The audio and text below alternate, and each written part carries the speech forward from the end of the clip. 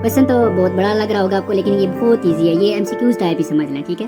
लेकिन हम इसको सॉल्व करेंगे। क्वेश्चन क्या जी, दी हाइकिंग क्लब, ठीक है। हाइकिंग क्लब मतलब एक ऐसा क्लब है, या अब यूँ कह सकते हैं, हाइकिंग कहते हैं बेसिकली एक पहाड़ी पे चढ़ना, ठीक है, हाइकिंग करना।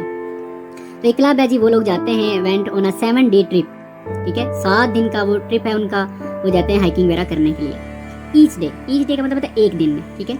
Each day they hiked between 5.5 and 7.5 miles, ठीक है। अब देखें टोटल ट्रिप जो है ना उनका वो 7 दिन का है। अब लेट्स सपोज पहले दिन वो कितना ट्रैवल करते हैं जी, 5.5 से लेकर 7.5 माइल्स तक। एग्जैक्ट नहीं बताया गया, जस्ट एक आइडिया दिया गया, एक एवरेज बताई गई है कि इतने से लेकर इतने तक, ठीक है जी। It is reasonable to assume that clubbing the days the club hiked, आपसे ये पूछा गया है कि आप 7 डेज का यानी कि 7 दिन का बताएं कि वो कितना माइल कवर कर लेंगे। यानी कि आपसे ये कहा गया कि एक दिन का तकरीबन वो इतना कर लेते हैं इसके राउंड अबाउट, ठीक है। तो 7 दिन का कितना बनेगा? तो वेरी वेरी सिंपल क्वेश्चन है जी हमारे पास ये वाला, इसको हम देखते हैं।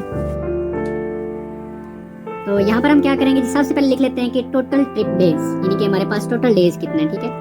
टोटल ट्रिप डेज जो कि हमारे पास कितने 7 डेज है, ठीक है। अब ईच डे हाइक मतलब एक दिन में उन्होंने कितना जो है ना वो हाइकिंग वगैरह की है, तो हम यहाँ पर लिख लेते हैं ईच डे हाइक, ठीक है। तो ये हमारे पास वो क्वेश्चन के अकॉर्डिंग है जी 5.5 से लेकर 7.5 माइल्स, ठीक है। ये एक दिन का आपको बताया जा रहा है। अब टोटल कितना बन रहा है, देखिए हमें ऑप्शन भी दिए गए, यानी कि हमारा जो आंसर है वो इन्हीं में से ही होगा कोई ना कोई। तो टोटल कितना बन जाएगा, वेरी सिंपल है जी, अगर एक दिन का इतना है तो आप इनको 7 से मल्टीप्लाई कर दें, यानी कि इसको हम 7 से मल्टीप्लाई कर लेंगे, 7 मल्टीप्लाई 5.5, और इसको भी 7 से मल्टीप्लाई कर लेंगे, क्योंकि ये कम से कम बताया गया और ये ज़्यादा से ज़्यादा है, तो ये भी हम 7 मल्टीप्लाई कर लेते हैं इसको। अब इसको जब आप कैलकुलेटर से देखेंगे तो ये बन रहा है 38.5, और ये मल्टीप्लाई करें तो ये बनता है 52.5। देखिए अब क्वेश्चन को भी समझना है। क्वेश्चन में आपसे ये पूछा गया था कि इनमें से कौन सा बेस्ट है आंसर। तो देखिए जो 7 डेज का बन रहा है ना वो 38.5 से लेकर 52.5 तक है, ठीक है। जैसे हमें एक दिन का बताया गया था ना, एक दिन का ऐसे कि एक दिन में उन्होंने तकरीबन इसके दौरान या इसके बीच में कहीं इतना कवर किया। इसी तरह 7 दिन का भी हमारे पास आ चुका है कि 38.5 से लेकर 52.5 तक। अब देखिए इसमें जो पहला ऑप्शन है, पहले ऑप्शन में तो वो कहता है लेस देन 35 से कम, जबकि वो 35 से कम तो नहीं है, ये तो ज़्यादा है।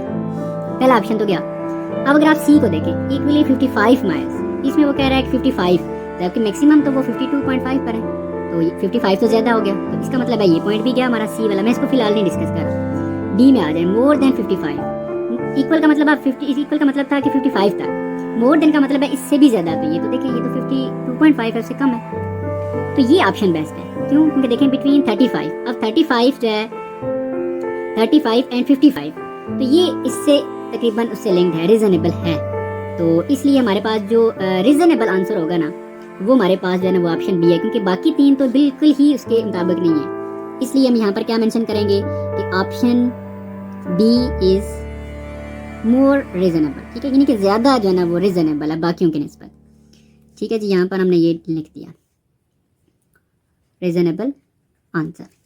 उम्मीद है कि आपको ये समझ आ गया होगा।